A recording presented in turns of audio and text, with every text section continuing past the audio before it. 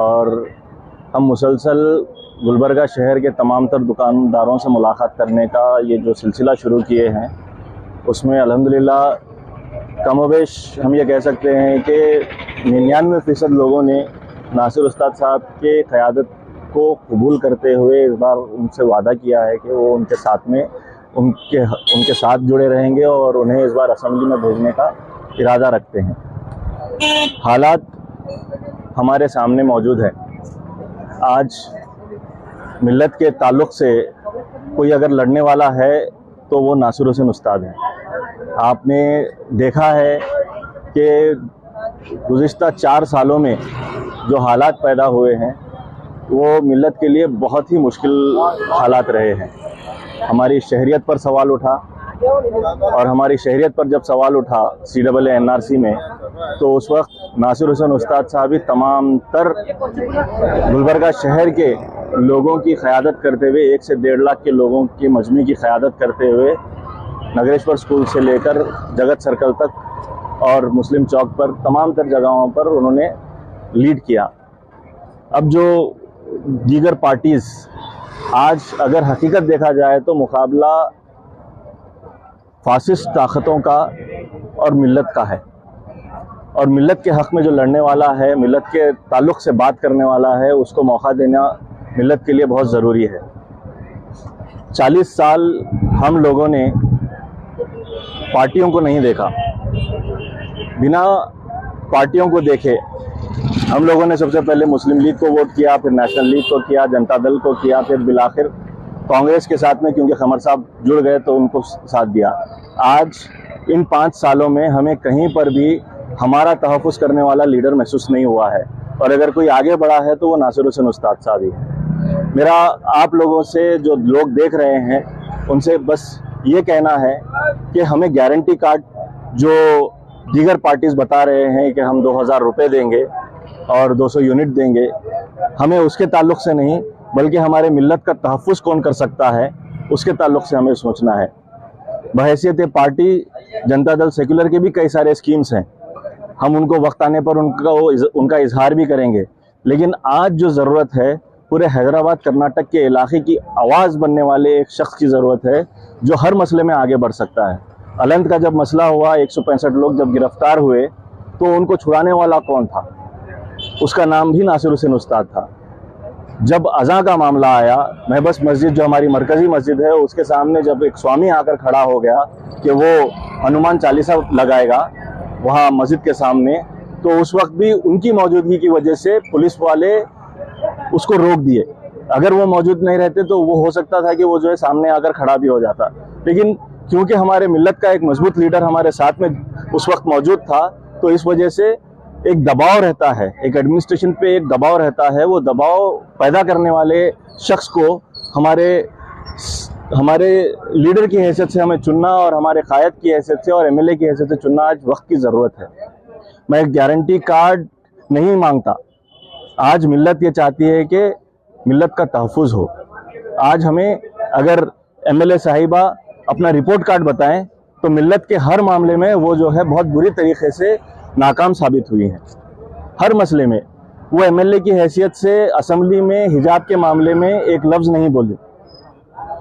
अगर वो इतना भी कह देते, तमाम तर MLAs जो मुस्लिम MLAs हैं असेंबली में ठहर कर ये बोल देते कि हिजाब को यूनिफॉर्म का हिस्सा बना दिया जाए, ये इतना भी दिल के तसल्ली के लिए काफ़ी था। लेकिन क्योंकि पार्टी के आला ओहदेदारान ने, पार्टी के जिम्मेदारों ने ये MLAs को मना कर दिया था, वो लोग नहीं बात किए।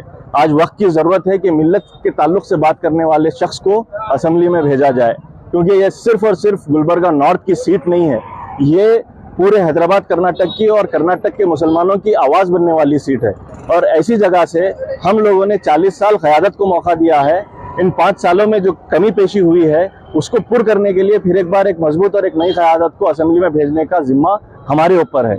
हम अगर इनको मौका देते हैं तो इंशाअल्लाह एक मजबूत आवाज़ असेंबली में मिल्लत के ताल्लुक़ से बात करने वाली मौजूद रहेगी, और हर मसले के ताल्लुक़ से वाकिफ़ रहने वाली शख्सियत है और दूरंदेशी से काम करने वाली शख्सियत है नासिर हुसैन उस्ताद की। तो ये हम लोगों को इस बार उनको मौका देना बहुत ज़रूरी है। और जहाँ तक ख़वातीन के ताल्लुक़ से बात की जा रही है कि भाई ख़वातीन में जो है 2000 रुपये और 200 यूनिट के बारे में ज़रा लोगों के जहन बनते जा रहे हैं, मैं ये मैं ये बात कहना चाहता हूँ कि नासिर हुसैन उस्ताद साहब ने एक सोशल एक्टिविस्ट जो ख़वातीन हैं उनसे मुलाकात की थी। उस वक्त उन्होंने ये बात कह दी थी और उस पर वो अमल पैरा भी रहेंगे कि 3000 से 4000 ख़वातीन को वो रोज़गार देंगे। अपने घर में बैठकर वो रोज़गार वहाँ उनको मुहैया हो सके, उसका जिम्मा उन्होंने लिया है। इसके साथ साथ जो ख़वातीन हैं, जो बुजुर्ग ख़वातीन हैं, उनको घर की जो बड़ी ख़वातीन हैं उनको 5000 रुपये पार्टी की तरफ से जो है ऐलान हुआ है। ये तमाम तर चीज़ें हैं। लेकिन मैं फिर एक बार आपके सामने ये बात कहना चाहता हूँ, ये इलेक्शन पार्टियों के वादों का, ये इलेक्शन पार्टियों के दावों का इलेक्शन नहीं है, बल्कि ये इलेक्शन मिल्लत का इलेक्शन है और मिल्लत की तरफ से एक मजबूत आवाज़ को भेजने का इलेक्शन है। गारंटी कार्ड नहीं, बल्कि मिल्लत का तहफ़्फ़ुज़ करने का यकीन दहानी देने वाला वो शख्स हमें ज़रूरी है। मुझे बड़ी ही तकलीफ होती है इस बात को सोचकर, इस बात का तस्वुर भी करके कि क़मरुल इस्लाम साहब जैसी शख्सियत कभी भी पार्टी का रिपोर्ट कार्ड या पार्टी का जो है गारंटी कार्ड लेके नहीं फिरते थे। आज मोहतरमा गारंटी कार्ड लेके फिर रही हैं पार्टी का। पार्टी के दम पर यहाँ पर गुलबर्गा शहर में कभी इलेक्शन नहीं हुआ है। इलेक्शन हुआ है तो क़यादत की बुनियादों पर इलेक्शन हुआ है और जो तयख़ुन होते हैं वो तयख़ुन पार्टियों के होते हैं और पार्टियां जब हुकूमत में आती हैं तो वो उसको करना उनकी जिम्मेदारी होती है। लेकिन यहाँ पर जब हम बात करते हैं मिल्लत के हालात को देखते हुए, 40 सीट हैदराबाद कर्नाटक के हैं और उसमें से सिर्फ और सिर्फ 2 सीटें ऐसी हैं जहां पर आज की तारीख में मुसलमान जीत कर आया है और वहां पर भी हालात इतने परेशान कुन हैं कि हमेशा एक खौफ और हरास का मामला रह रहा है। हम कई जगहों पर गए, उसमें से सबसे ज्यादा नुमाया अगर कोई बात की जाए तो जो है कॉर्पोरेशन कॉम्प्लेक्स है। 200 यूनिट बिजली देने की बात कर रहे हैं, वहां पे 2 साल से बिजली नहीं है और उसका कसूरवार कौन है? कौन है उन 260-280 दुकानदारों का, उनके रोजगार के ऊपर जो नुकसान पहुंच रहा है उनका जिम्मेदार?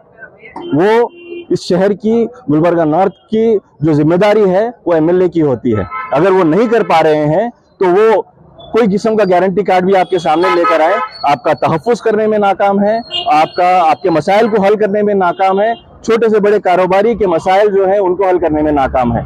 इसीलिए मैं आप तमाम से गुजारिश करता हूं कि इन 30 दिनों के हमारे मुसलसल अवामी बेदारी मुहिम के वक्त में जो हम लोगों को, दुकानदारों से हम लोगों को जो मालूमात हासिल हुई है और उन लोगों की जो यकीन दहानी रही है, उसकी बुनियाद पर मैं आपसे गुजारिश करता हूं कि इस बार नासिर हुसैन उस्ताद साहब को एक मौका ज़रूर दें और उनकी क़यादत में यकीन रखें कि आपके हर मसले के लिए वो आगे रहेंगे, अवाम के हर मसले के लिए आगे रहेंगे और मिल्लत का विखार बुलंद करने का काम वो शख्स करने की ताकत रखता है, उसको मौका ज़रूर दें।